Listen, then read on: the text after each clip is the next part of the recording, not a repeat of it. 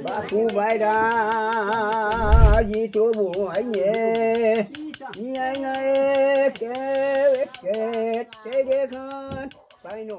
Salam semua, apa kabar? Senang sekali saya Dewi bisa ketemu lagi dengan kalian semua. Kali ini saya sedang berada di Padang, Sumatera Barat, dan kami akan segera menuju ke Pulau Siberut di Kepulauan Mentawai untuk melihat suku Mentawai di sana. Nah, sekarang jam 5.30 pagi dan saya sedang menunggu pemandu kita yaitu Eru dan Adrian yang akan membawa kita ke pelabuhan untuk menuju ke Pulau Siberut. Ikuti perjalanan saya. Baku baida jitu buaya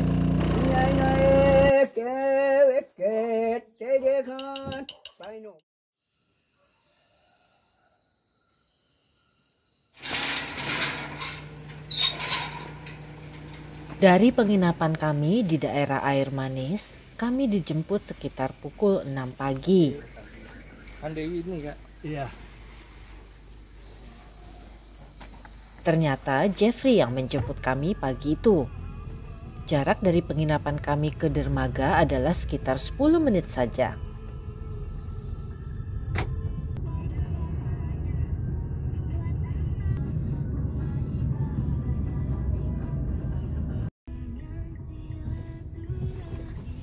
Ini dermaga ferinya. Kami diminta menunggu Eru dan Adrian di sini. Ini Eru dan Adrian. Akhirnya kami bertemu. Tak lama kami pun naik ke atas kapal cepat.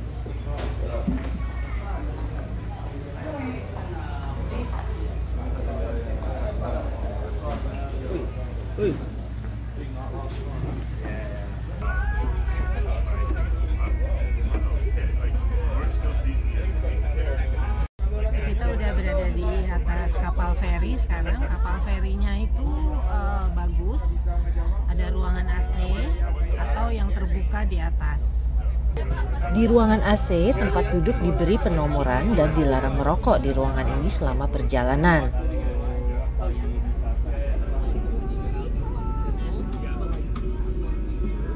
Tak lama feri pun bertolak.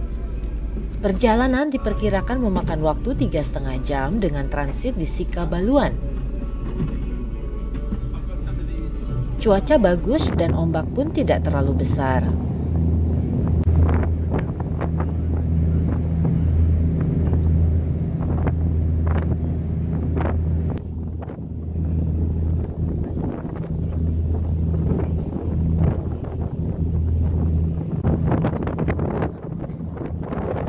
Ini dek atas feri.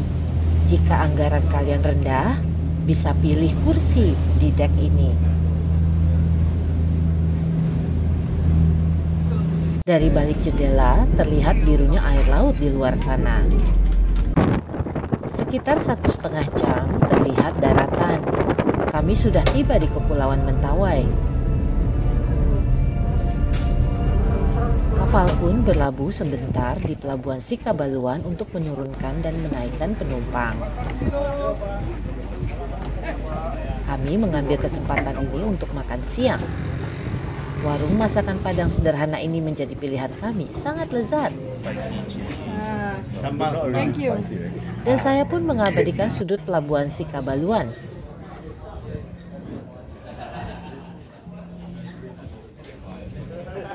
Tak lama, feri pun bertolak kembali.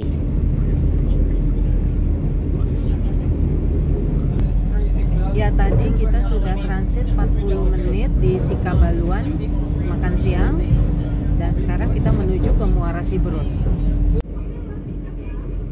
Terus terang, naik kapal laut membuat saya semakin menyadari betapa Indonesia adalah negara kepulauan yang sangat besar.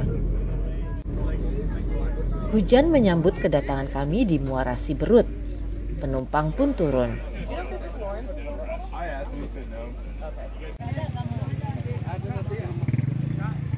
Kami lalu berteduh di ruang tunggu dermaga. Ini Lugi dari suku Mentawai yang akan menjadi pemandu asli kami sekaligus seniman tato asli Mentawai.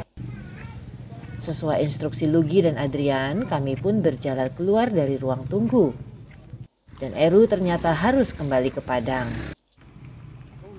Lalu kami naik mobil bak terbuka, seru. Kami berkendara sekitar 15 menit melewati beberapa desa sebelum akhirnya tiba di rumah Lugi yang juga merupakan homestay di desa yang bernama Muntei. Di sini kami mempersiapkan perlengkapan. Mas kucing di belakang.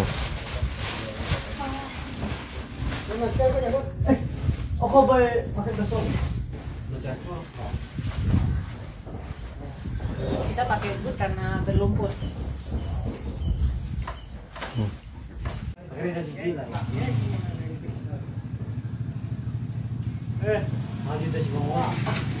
Lalu kami pun berangkat menuju dermaga kecil.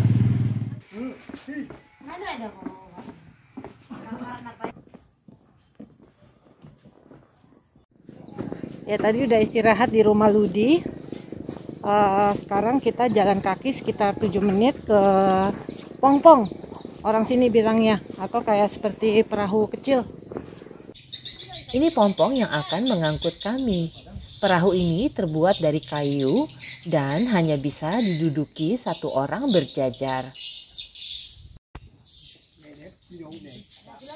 Saya lalu turun ke dermaga yang berlumpur. Untunglah saya memesan sepatu bot.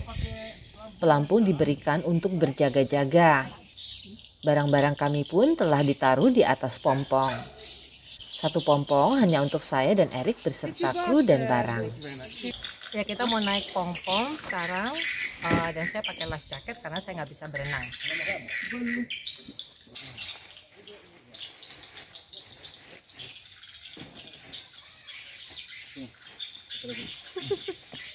Di bawahnya nggak apa-apa Dinda. Palulus kalaway, palulus. Palulus kalaway.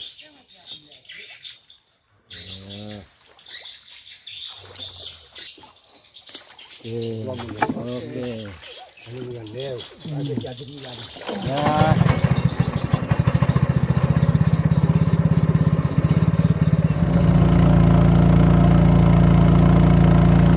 Ya kita naik perahu ini sekitar 1,5 jam sampai ke hutan.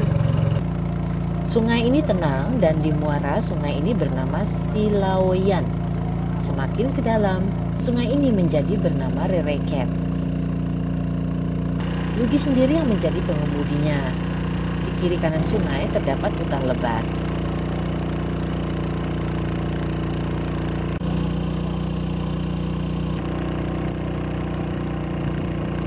Lugi adalah orang asli Mentawai dan kami akan tinggal di rumah paman Lugi di hutan yang bernama Rorogon.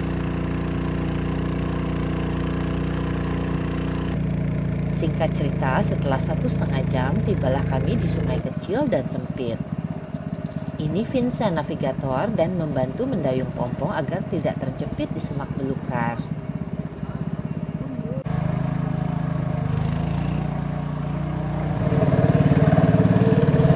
Dapat ikan. Ada ikan masuk. Kami pun berjumpa dengan grup lain di Pompong. Dengan mahir, Vincent memastikan agar perahu tidak menabrak daratan ataupun semak-semak.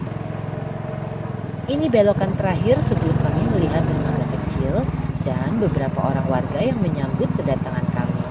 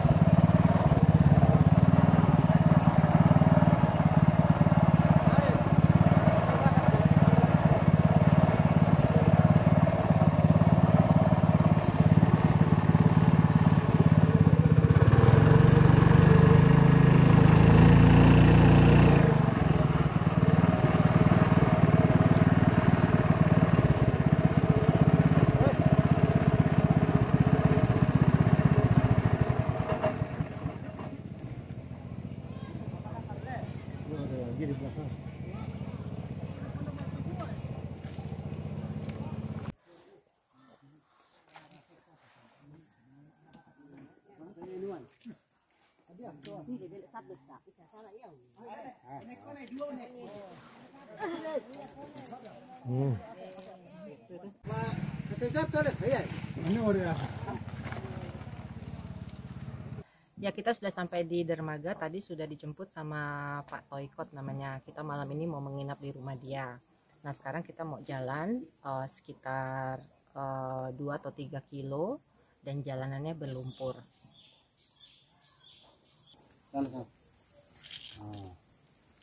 Saya bersyukur karena kami memakai sepatu yang sesuai dengan medan perjalanan. Kalau di sini dia Saya juga lega karena jalur tidak menanjak, namun harus hati-hati karena licin dan terdapat banyak pohon-pohon tumbang. Trekking pole kalian juga tidak usah dibawa karena akan lebih mudah berjalan sambil menggunakan dan menancapkan batang kayu.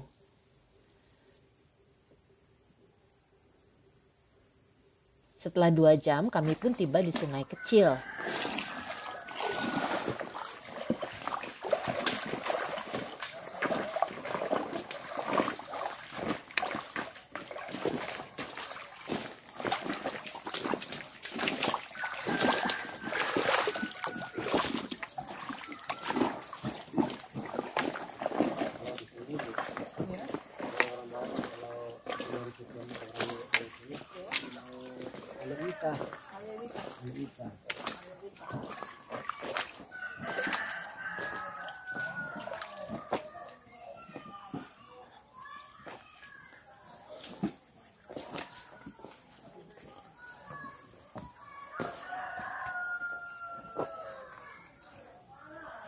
Tidak jauh dari situlah Pak Toikot atau akrab dipanggil Teteo tinggal.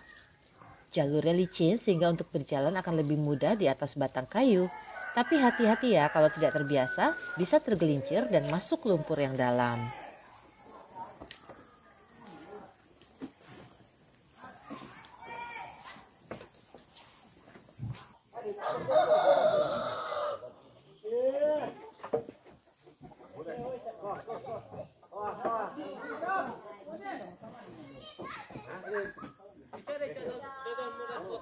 Kami pun disambut oleh Teteo di rumahnya yang khas suku Mentawai yang dinamai Uma dalam bahasa setempat.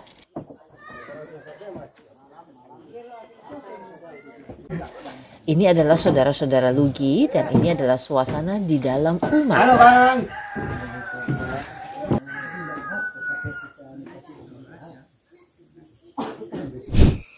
Ya, kita udah sampai sekarang. Tadi udah istirahat, terus bersih-bersih, dan sekarang kita mau makan malam. Nah, tadi jalan ke sini tuh sekitar 2 kilo. Jadi medannya berlumpur, jadi kita harus pakai sepatu bot. Disiapkan saja sebelum kita berangkat ke sini. Nah, malam ini tidak ada kegiatan apa-apa, kita cuma mau tidur dan jangan lupa karena kalau malam hari itu agak dingin, jadi bawa baju hangat. Hidangan dimasak oleh Lugi dan kami pun makan bersama Teteo. Teteo adalah sebutan untuk si kere di Mentawai yang berarti kakek dalam bahasa setempat. Nama aslinya Toikot. Kami memanggilnya cukup dengan Teteo. Dia adalah paman Lugi dan usianya sudah lebih dari 80 tahun. Teteo tidak bisa berbahasa Indonesia. Istri Teteo sudah meninggal dan anak-anaknya sudah berkeluarga dan meninggalkan rumah Teteo. Jadi pada dasarnya Teteo tinggal seorang diri di Uma. Hari sudah malam dan kelambu disiapkan untuk kami tidur. Penerangan hanya dari lampu Petromax karena tidak ada listrik di perkampungan ini.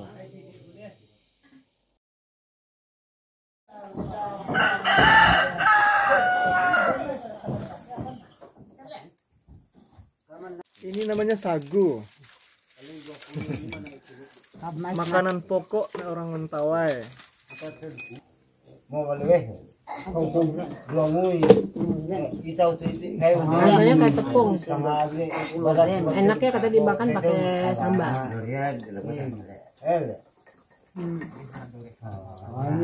Enak.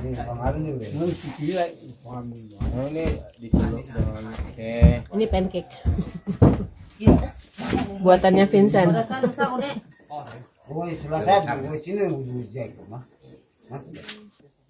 Pohon sagu tumbuh subur di Kepulauan Mentawai.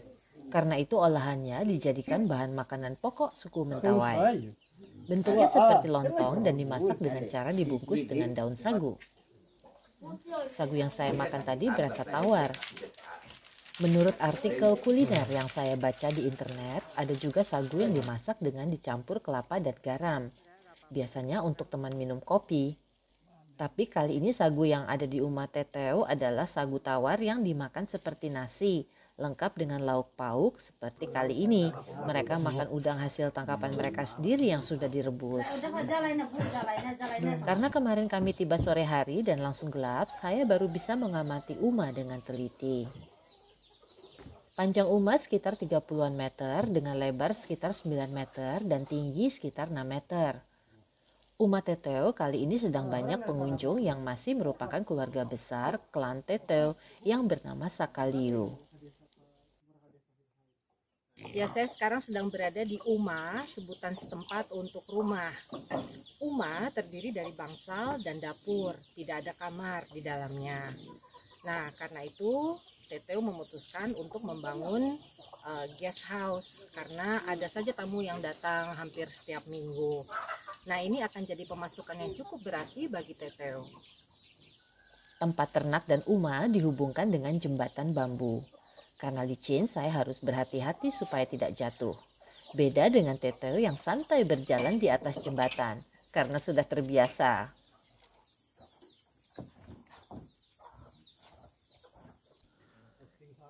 Mentawai juga terkenal dengan seni tato tradisionalnya. Sesuai tujuan utama kami ke Mentawai, yakni membuat tato untuk Erik, maka di hari kedua adalah show time. Lugi mempersiapkan alat-alat tato tradisional Mentawai. Pertama, lidi diserut untuk membuat pola. Sebagai informasi, Lugi adalah seniman tato yang sudah melanglang buana menunjukkan kemahirannya di luar negeri, seperti di Perancis dan Argentina. Dia belajar menato dari ayahnya yang juga seniman tato. Karpet digelar dan ini adalah kotak rahasia Lugi. Isinya peralatan menato. Peniti dikeluarkan dan dipotong untuk mendapatkan jarumnya. Setelah itu jarum peniti ditusukkan ke alat tato yang terbuat dari kayu. Setelah itu jarum dibakar dan kemudian disemprot dengan alkohol, lalu dibungkus dengan tisu bersih.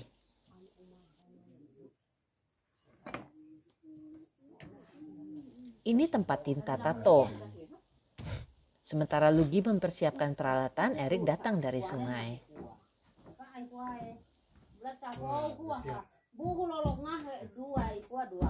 Gimana?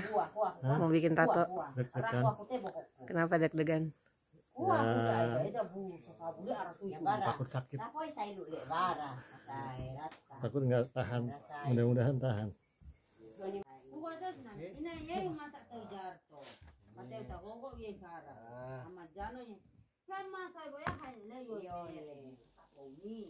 Tinta dituang ke dalam wadah. Tinta tato menurut Lugi terbuat dari sisa asap lampu teplok yang ditampung di batok kelapa. Batang tebu diketuk sampai kulitnya terbuka, lalu diperas dan airnya dicampurkan ke tinta.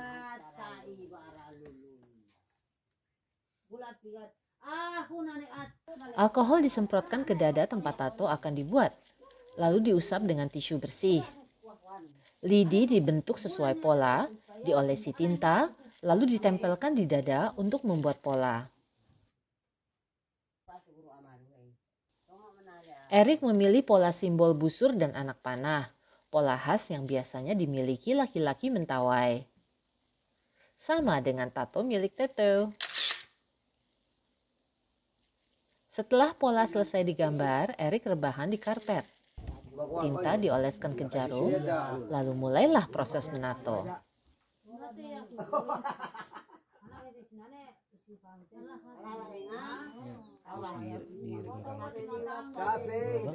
Harus dipegangin dikit. Oh.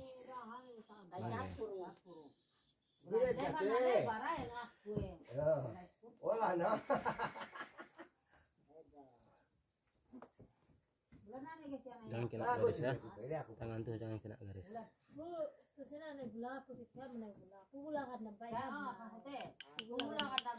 Erik meski biasa ditato dengan mesin terlihat menahan perih.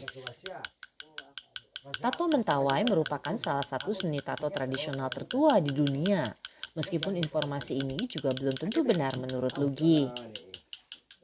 Tato busur dan anak panah ini merupakan simbol dari kebiasaan masyarakat Mentawai yang mencari lauk pauk dengan berburu. Menurut Erik, bagian yang paling sakit adalah bagian tengah dada.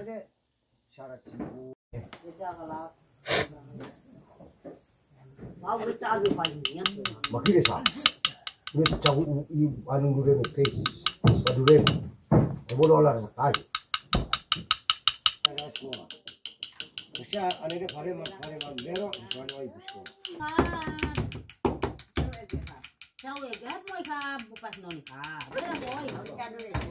Sudah diompong. Oh, gak.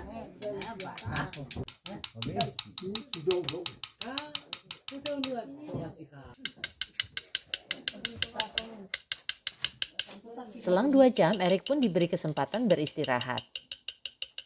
Ayo, gimana rasanya bikin tato mentawai? Mabesi Mapali. Mabesi Mapali artinya? Artinya sakit banget. Sakit mana mesin? Sakit ini. Tadi di bawah ya? Tadi di sini. Nah, sekarang break, nanti naik sini.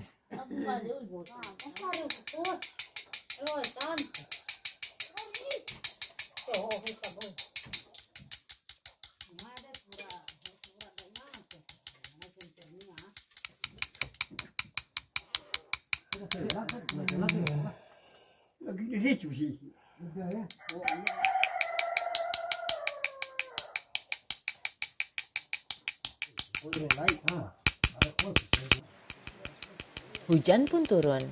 Teteo mulai membunyikan kentongan memanggil ternak babi pulang untuk diberi makan. Herannya, babinya tidak ada yang tertukar dengan babi tetangga. Setelah pola selesai ditato, maka tinta dioleskan dengan tangan agar meresap. Setelah itu barulah bagian akhir, yaitu simbol anak panah ditato. Proses pun selesai. Total pembuatan tato adalah sekitar 5 jam.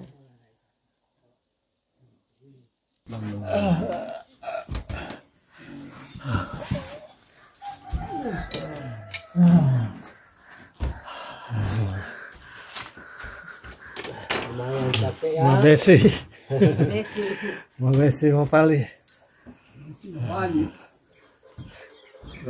Saya milih motif ini karena tadinya pengen bikin di leher, tapi ternyata corak mentawai itu nyambung di leher sampai bawah gitu karena ada artinya tersendiri. Ya udah, jadinya pilih yang ini. Sambil menunggu proses berikutnya, Erik ngopi dengan para suku Mentawai. Orang Mentawai paling suka minum kopi manis. Setelah itu Lugi dan Erik turun ke sungai. Tato dibersihkan dengan daun yang dinamai dengan semekailau dalam bahasa setempat atau sejenis pohon lengkuas. Ya.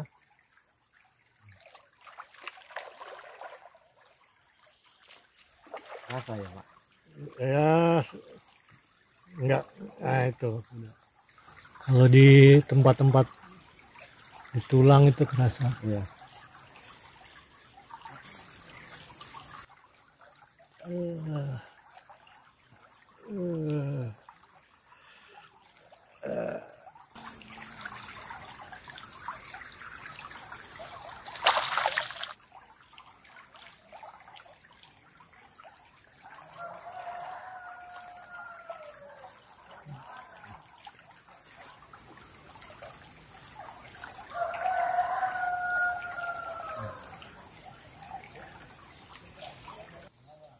Semakaino.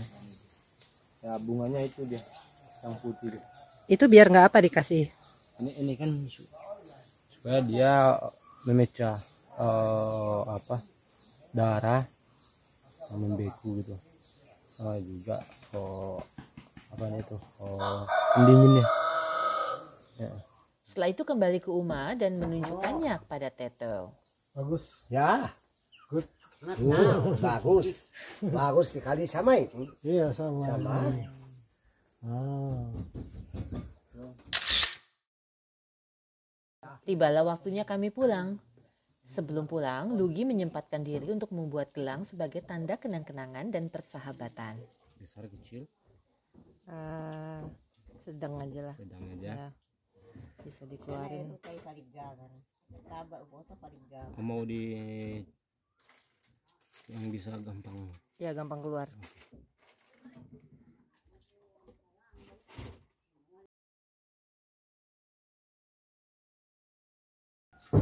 Ini saya lagi dibuatin gelang sama Lugi untuk oleh-oleh.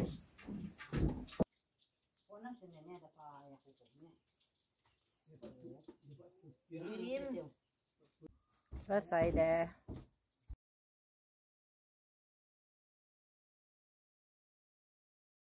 Selesai deh. Mantap. Iya. Ya, sudah selesai gelangnya dibuat. Dan ini menandakan akhir dari perjalanan kita ke Mentawai. Nah, semoga perjalanan ini bisa menginspirasi dan memberi banyak pengetahuan untuk kita semua. Terima kasih sudah nonton dan jangan lupa subscribe. Mas Sura apa kata? Baku baida jitu buaya. Iya ke kan phải nổ bờ để để xuống anh xem ba khu vai ra gì chỗ buồn anh nhé